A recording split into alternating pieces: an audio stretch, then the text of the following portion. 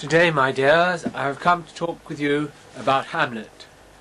Hamlet is a play in 5 sections, starting with with the watchtower, the courtroom, several scenes with Polonius and Claudius talking, and generally the meat of the play, following Ophelia's death, followed by Hamlet's fatal fencing match. Now, writing at the time, the play is also timeless. One of the main things about Hamlet is it is thought of as being the insight into the creative mind. Hamlet creating all his teenage angst caught up by matters that are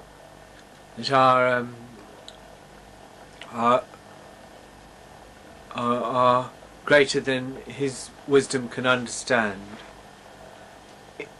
Just as much as Ophelia breaks down over Hamlet's seeming loss of affection, Hamlet also breaks down. He practices anti-love against Ophelia, and then when he comes to her burial, Hamlet picks a fight with Laertes, her brother, just because he feels he is more than a brother. This is an indication of the sort of relationships the play is trying to portray. There is the stage of youth and age. Hamlet is a young man with a young man's feelings and fancies. Claudius is an older man, but he not so much matures as has grown almost ugly, but like almost banal, with his endless seeking of what he thinks it is to be king. And all the time we as the audience do not know whether Claudius in fact poisoned his father. It's rather a joke, actually. It's pouring poison into someone's ear. I shouldn't imagine that would be a good way of bumping somebody off. So Hamlet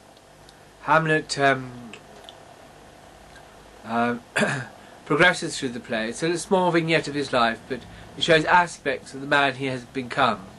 He is Hamlet, Prince of Denmark, the complete title of the play, and in a sense he is the central character around which the scenes flow.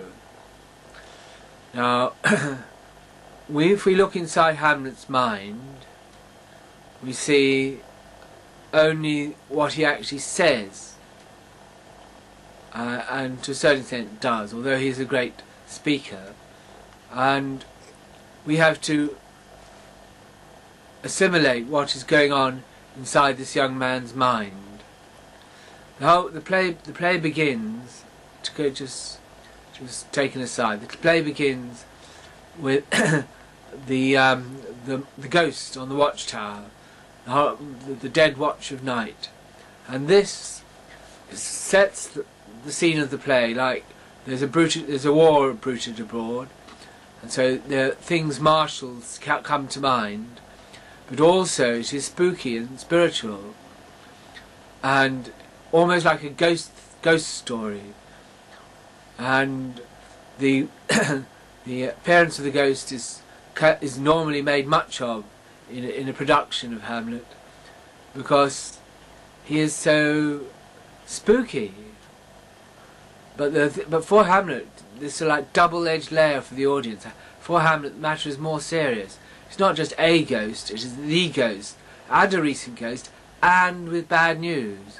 But the ghost will not speak to Marcellus or Horatio. According to Horatio, he won't speak to him, even though he speaks Latin, which which in those days they presumed ghosts responded to, being the language of the mass, and sorry, time, and so we are like the seriousness of the matter is triangulated. The war with Denmark, the tragic news for calling for revenge of the ghost, and the ghost itself.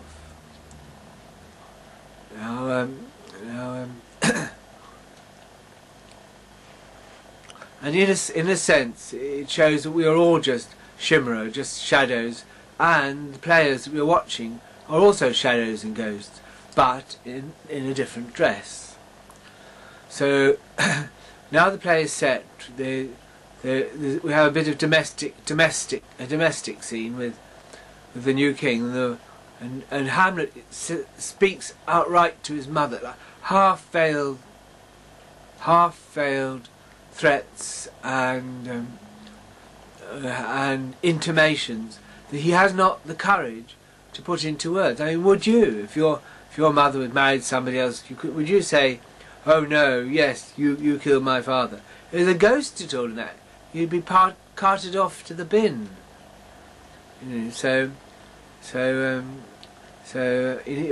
and Hamlet, the ancient equivalent of carted to the bin, he was sent to England, purportedly to be executed. Although there are two different extant folios about the sea voyage, which again is a crux in the play, because before the sea voyage, Hamlet has no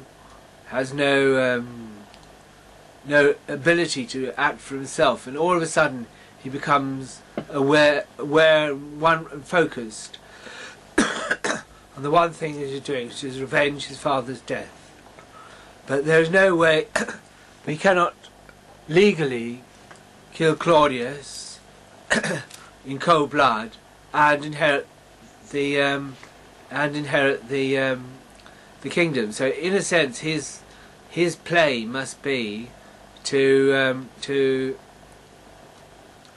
should have been to get Claudius bumped off by some scout or other, but instead his tortuous mind arranges for some like showdown, and whether he meant it or not, the play when he says all that are married, all one shall live, the play inexorably draws to the conclusion of that prophecy. We have more death, for example, with Yorick, poor old Yorick. I don't know why everybody laughs at that, but he's used to set the tables ablaze with fire, blaze with laughter. Well, this is Hamlet calling back to a former age which is now gone, and this is really one age of man, like the young middle-aged man in the ages of men. And one interesting character, let's just focus our home in for a moment on Ophelia. Ophelia has been importuned by Hamlet, and she tells her father, and her father sets in to a concatenation of events whereby Hamlet seems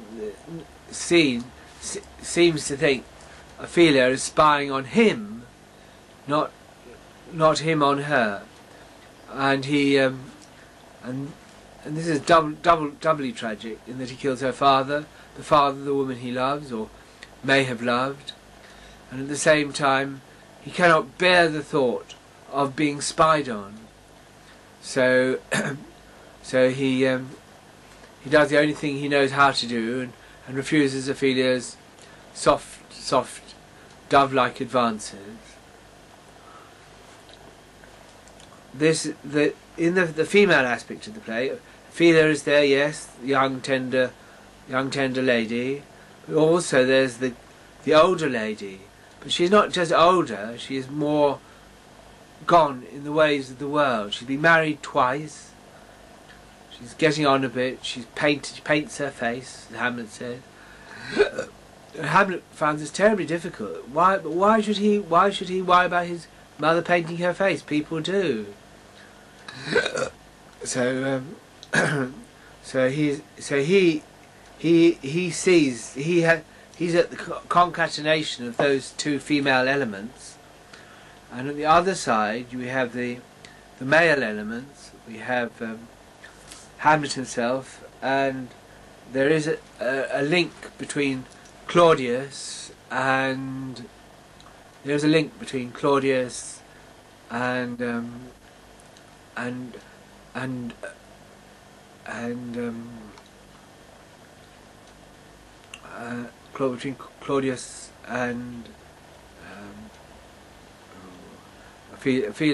Ophelia's dad. Her dad's a bumbler, but he's also a court diplomat. So when he bumbles, he says, "Trust, keep thine enemies, keep thy friends close to thee with hoops of steel." A marvellous metaphor, and very good for sending off a young son on a message. But in a sense, they're quite empty. The sayings are quite empty. They're sayings. They're like good sayings, but they're still sayings. And so when he says, if thou be true unto thyself, and it follows as the sun, the moon. Interesting. Thou canst not be false to any man. If you're true, then you can't be false, because you can't be false to yourself. But he's playing with words. Give him space. Give him dimension. He's not right. He's not totally the ticket. He's deputy, sub deputy leader, and he's not like PM. So anyway, he messes around, getting everything wrong. Quite a humorous part in a way, bumbling along, getting it all wrong, and thinking his daughter is like some mad character in his own play, in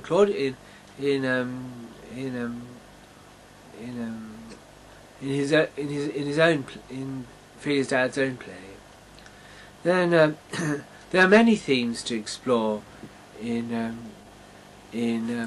Hamlet. One interesting thing I always find is Hamlet. The name Hamlet actually is Anglo-Saxon for a village without a church. And in a sense, Shakespeare is amplifying the image.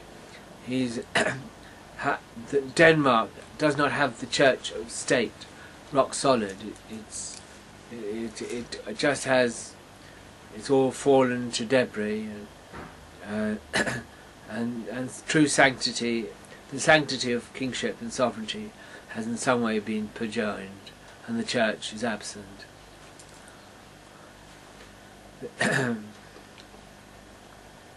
Then we can look at the language of Hamlet. There is